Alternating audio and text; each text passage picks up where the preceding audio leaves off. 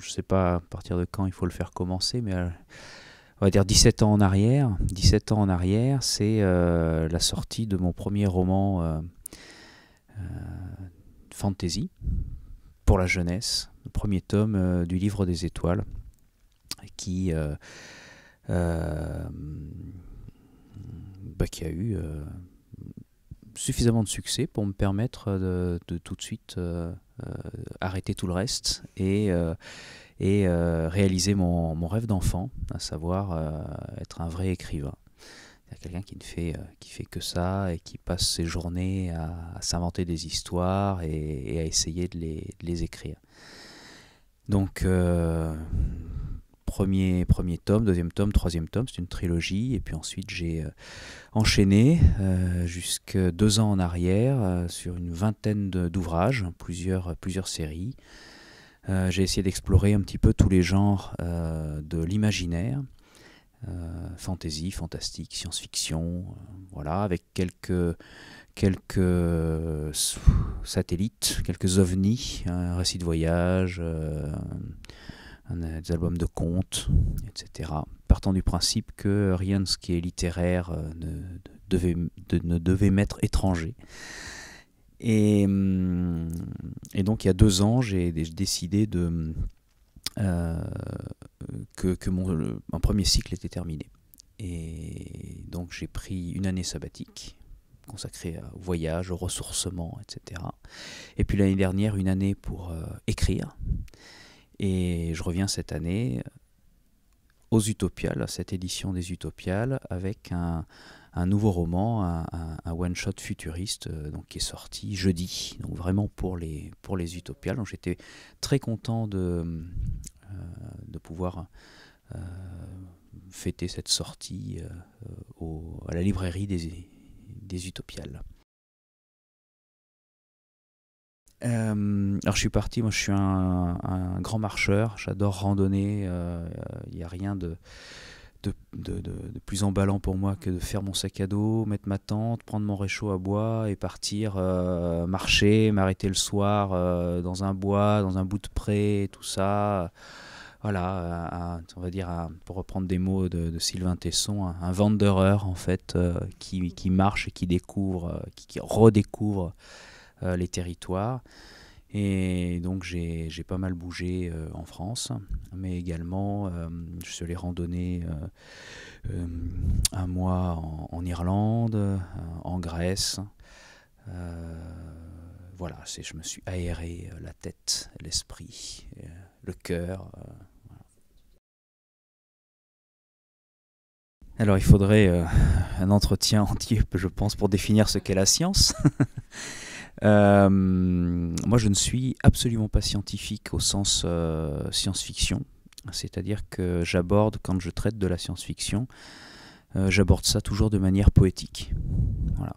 Mais partant aussi du principe, j'ai eu l'occasion de discuter, j'ai un bon ami qui est astrophysicien, Christophe Galfard, j'ai également discuté avec Monsieur Luminet, etc., qui écrit d'ailleurs beaucoup de poésie. Et il y a un moment donné, quand on navigue dans les hautes sphères de la science, on retrouve la poésie. Donc, moi, je passe directement à la poésie sans passer par la case science. Après, je disais qu'il aurait fallu définir ce qu'est la science.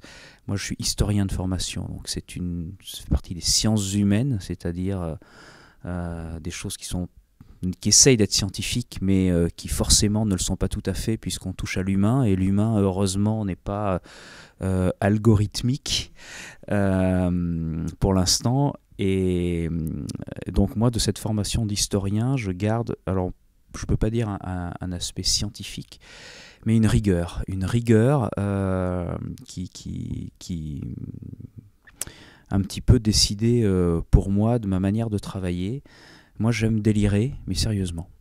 En fait. C'est-à-dire que quand je pars dans un roman de fantasy, comme le Livre des Étoiles, où on fait de la magie puissante, il se passe plein de choses, c'est pas comme dans Harry Potter, que j'adore par ailleurs, mais pour moi c'est une des faiblesses de la série. C'est pas un petit tour de baguette magique, deux formules de latin, et puis ensuite on fait appel à la crédulité du lecteur pour compenser le reste. Moi j'ai... Eh ouais, exactement. Moi j'ai vraiment, par exemple dans le livre des étoiles, pour revenir là-dessus, essayé d'imaginer une magie qui pourrait fonctionner. Bon, il se trouve que dans notre monde ça ne marche pas. Mais c'est uniquement parce que les étoiles ne sont pas placées aux bons endroits, en fait. Mais après, il y a une cohérence, il y a une logique. J'aime semer dans l'esprit des lecteurs le doute. Ah, et peut-être que c'est possible. Voilà. Donc je prépare toujours très sérieusement mes délires. Une autre série également, A comme association, écrite avec Pierre Bottero. Il est question également de monstres, de magie, etc. Et j'ai appris l'elfique, le Kenya, avant de me lancer dans l'écriture pour que mon personnage puisse faire de vraies formules grammaticalement à peu près correctes quand il fait de la magie, alors que je n'étais absolument pas obligé. Mais j'aime cette idée de délire sérieux. Et d'ailleurs, juste par rapport à justement ce délire sérieux, une petite anecdote que j'aime bien raconter. Le personnage de Pierre, Ombre, une jeune femme de 18 ans dont le petit pouvoir, puisque pour faire partie de l'association, il faut avoir un petit pouvoir au départ. Mon personnage, c'est la magie elfique, et le personnage de Pierre, c'est qu'elle est bagarreuse et incassable, donc elle tape d'abord, elle réfléchit après, et à un moment donné, elle est obligée de faire de la magie, enfin d'essayer d'en faire, et Pierre me téléphone en disant voilà, donc elle s'essaye à la magie, voilà la formule magique elfique qu'elle utilise, ça te va, etc. Et moi je lui réponds mais qu'est-ce que c'est que ça, ça veut rien dire, mais ça veut dire quelque chose. Je fais bien sûr. J'ai sur ma table, j'ai ma grammaire, mon dictionnaire elfique, je construis mes phrases et tout. Et là il y a un blanc au téléphone et il me dit mais Eric, tu es un grand malade. Donc quoi, on peut tout à fait, lui, Pierre, il faisait comme ça, on crée la vraisemblance à partir de l'imaginaire. Et moi, voilà, j'aime bien renforcer cette crédibilité, cette cohérence par un travail, en fait.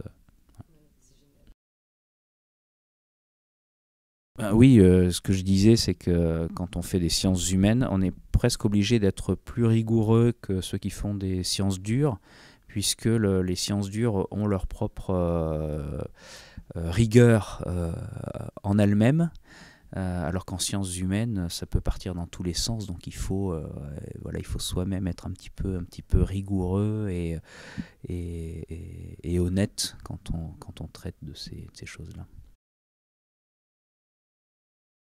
C'est toute la difficulté des thématiques de salon, c'est qu'on on est toujours plus ou moins dedans sans vraiment y être. On peut toujours se rattacher au thème du temps, c'est très large. Moi, tous mes romans pour préadolescents et adolescents ne s'intéressent finalement qu'au temps, puisque ce sont des romans initiatiques qui prennent des personnages à un moment donné et qui les relâchent quelques semaines, quelques mois plus tard, complètement transformés. Le temps a fait son œuvre, ils ont grandi. C'est vraiment un âge où le temps est vraiment très très important, d'une part parce que on a le sentiment à cet âge-là qu'on est immortel, que voilà, la mort c'est accidentel, mais s'il ne se passe rien, on va vivre toujours. Et puis en même temps, le temps est frustrant parce qu'on aimerait soit continuer à être un enfant avec son doudou, pouvoir être protégé de ce monde assez effrayant, et puis en même temps on brûle d'émancipation, on brûle d'aller suivre son propre chemin. Tout ça, ce sont des dimensions temporelles, en tout cas autant symboliques que réelles. Et autrement, je parlais tout à l'heure de ce livre qui est sorti cette semaine, là, ce nouveau roman. qui se déroule 200 ans après de grands bouleversements dont je ne parle pas. C'est donc une forme d'anticipation ou une dystopie, enfin je ne sais pas comment. C'est une nouvelle Sparte chez Gallimard Jeunesse. Et là, évidemment, le temps est très important puisque ça se passe 200 ans après de grands bouleversements qui n'ont pas encore eu lieu. Donc c'est voilà, un futur carrément éloigné. Et en même temps, c'est également non pas un retour au passé, mais un recours au passé, puisque faisant suite à ce grand bouleversement qui a tout chamboulé dans le monde, c'est une poignée de survivants qui sont allés fonder sur les bords du lac Baïkal une cité grecque dans l'espoir que la sagesse grecque évite à l'avenir de nouveaux grands bouleversements, etc. Donc sans arrêt le lien futur-passé. Alors ça c'est dur. Oui, alors moi, de manière tout à fait naïve, je ne sais pas si je suis dans le ton de la question ou pas, je suis absolument fasciné par quelque chose d'ancien et malgré tout de terriblement actuel, puisque c'est quelque chose d'ancien mais dont on n'arrive pas à se passer. C'est l'électricité. Je trouve que l'utilisation de l'électricité, on a beau avoir aujourd'hui des choses incroyables, pouvoir communiquer en direct par Skype depuis à l'autre bout du monde, faire des choses magnifiques en 3D, utiliser des traitements de texte au lieu de cette vieille machine à écrire manuelle sur laquelle j'ai appris à écrire. Mais tout ça fonctionne avec l'électricité qui est c'est déjà un truc hyper vieux. Donc je trouve que finalement tout ce qui fait notre environnement aujourd'hui scientifique n'est finalement qu'un épiphénomène de cette découverte finalement très ancienne, qui est la maîtrise de l'électricité, avec ce paradoxe total, c'est qu'on est capable de faire plein de choses aujourd'hui époustouflantes, surtout pour un littéraire comme moi qui considère la science avec un regard un peu magique. Mais on ne sait toujours pas stocker l'électricité. On sait la produire, mais on ne sait pas la stocker. C'est-à-dire que c'est une vieille découverte, voilà, mais on est toujours un petit peu, comment dire, un peu stupéfait devant elle. On n'a pas réussi à complètement la maîtriser. Donc voilà, le genre de choses qui peut m'impressionner. Pour le reste, je parlais d'informatique tout à l'heure, et je parlais de pensée magique. Je vois à peu près comment fonctionne un ordinateur dans les très grandes lignes, mais chaque fois que mon ordinateur s'allume le matin quand je vais travailler dessus, avec la petite note de réveil, pour moi on ferait de la magie, ce serait pareil, je ne saurais pas l'expliquer, j'imagine bien comment ça peut fonctionner, mais je ne sais pas comment ça fonctionne.